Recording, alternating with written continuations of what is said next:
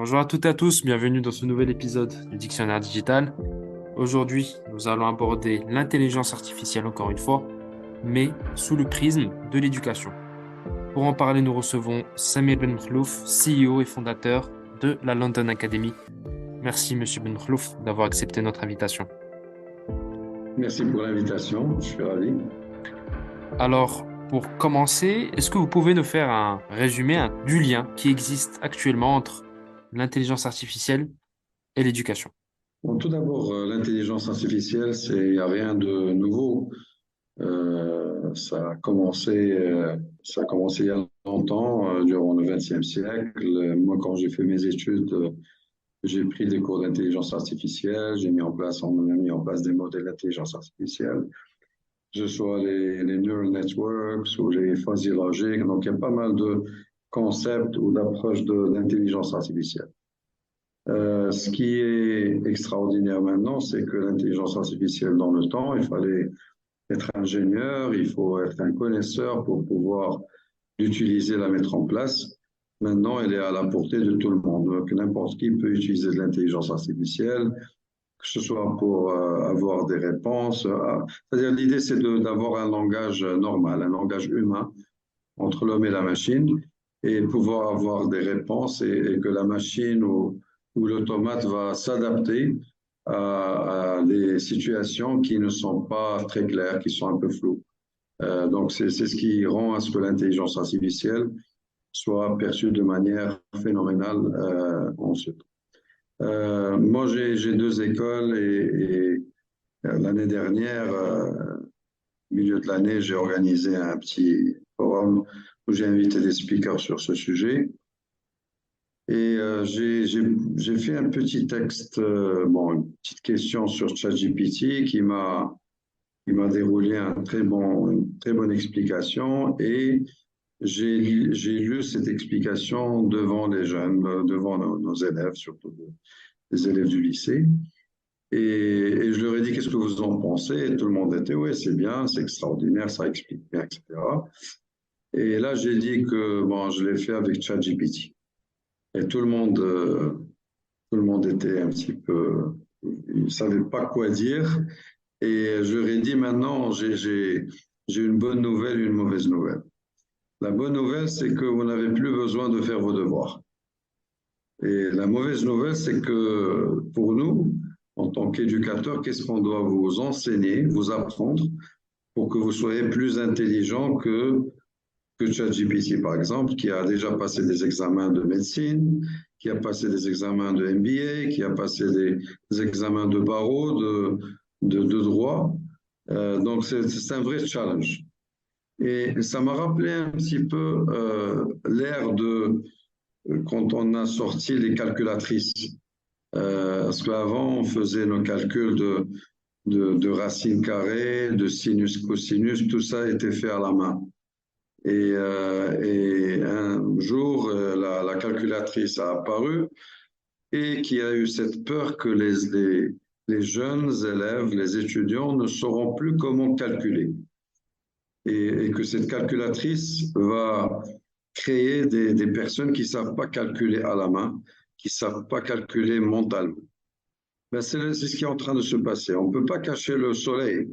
ChatGPT ou l'intelligence artificielle est là, elle va rester là, elle va encore s'améliorer. Et il faut qu'on l'utilise pour qu'on soit beaucoup plus productif et il faut qu'on change aussi notre manière de mesurer l'apprentissage ou l'éducation. Parce que jusqu'à présent, tout ce qu'on mesure dans l'éducation et l'apprentissage, c'est la mémoire. C'est-à-dire, on ferme les livres, on ferme les cahiers, on nous fait rentrer dans une classe et on nous pose des questions et on doit répondre juste avec notre mémoire. Et maintenant, avec l'intelligence artificielle, et tout le monde sait qu'on a entre nos mains une gadget qui s'appelle un smartphone, et on peut avoir toutes les réponses dont on a besoin. Donc, notre approche de l'éducation doit changer. Notre approche de l'éducation doit être basée sur de l'intelligence, sur comment comprendre quelques concepts, comment on arrive à résoudre des problèmes, comment on va collaborer ensemble, comment on peut mieux communiquer. Et ça, c'est pas de l'intelligence artificielle, ça, c'est l'humain. Ça, c'est le bon sens, c'est cette réflexion, c'est ce cerveau qui est extraordinaire, qui pense à une vitesse qui dépasse de loin la vitesse d'un ordinateur et qui peut répondre à ces questions de manière très intelligente et de manière cohérente. Donc, l'intelligence artificielle est là. On ne va pas cacher le soleil, mais il faut qu'on s'adapte et il faut qu'on mesure l'éducation autrement qu'un test de mémoire. C'est mon message. Donc, vous parlez vraiment donc d'une refonte totale de comment on voit l'éducation, surtout l'éducation qu'on a au Maroc, qui est quand même, on va dire, influencée par le modèle français, qui est vraiment dans la mémorisation pure. Donc, est-ce que nous, on est prêt actuellement dans l'éducation pour cette refonte-là? Et vous en avez parlé légèrement, mais est-ce que vous pouvez nous donner un peu plus de détails sur cette refonte? Quel type d'exercice, par exemple? Quel type de façon d'apprendre, de faire apprendre plutôt? Je prétends pas d'avoir la solution, le blueprint idéal, mais je pense que déjà, il faut qu'on abandonne ce bourrage de crâne. Il faut qu'on abandonne de donner des textes à ne pas en finir et demander à nos élèves de les apprendre par cœur et qu'on va les tester sur cette mémoire. Par contre, on peut mesurer la façon de répondre, on peut mesurer le raisonnement. Et là, ça demande aussi de l'intelligence artificielle parce que même l'être humain a peut-être besoin de mieux, parce que quand on va passer de l'objectif au subjectif, parce que tout ce qui est test de mémoire est facilement mesurable. Mais quand on va passer au subjectif, et là, on va discuter avec le jeune, comment il a raisonné, comment il a pu, quelles sont les hypothèses qu'il a pu prendre pour avoir une solution, ça, c'est un autre moyen de mesurer cet apprentissage.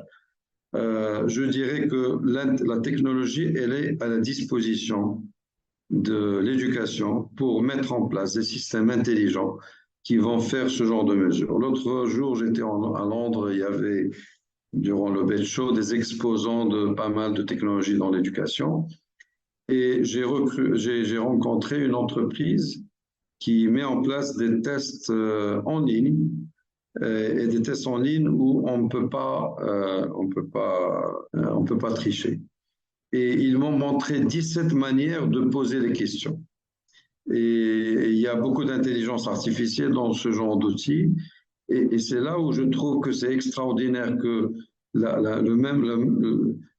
ce qui cause aujourd'hui une problématique dans l'éducation offre aussi une solution. Donc, le professeur, déjà l'intelligence artificielle, va lui suggérer est-ce que la réponse, parce que on parle plus juste de QCM, on parle de questions et de réponses ouvertes, où la personne va rédiger un texte. Et là, bien sûr que le système, non seulement il va détecter si la personne a copié d'un système en GPT, ChatGPT, ou qu'il y a eu un petit peu des trucs répétitifs qui montrent qu'il y a eu une triche. Mais là, le système déjà suggère au prof si la réponse est bonne et à quel pourcentage. Et le prof, il va lire, il va mieux raffiner le pourcentage. Et en le faisant, la machine apprend encore plus. Donc la prochaine fois, la machine va être plus précise dans ce pourcentage. Et petit à petit, la machine apprend et le prof joue un rôle beaucoup plus productif de superviseur de cette machine intelligence artificielle qui va mesurer le savoir de cet enfant. Merci à toutes et à tous d'avoir écouté cette première partie de cet épisode consacré à l'IA et l'éducation. Je vous donne rendez-vous la semaine prochaine pour la deuxième partie. À bientôt.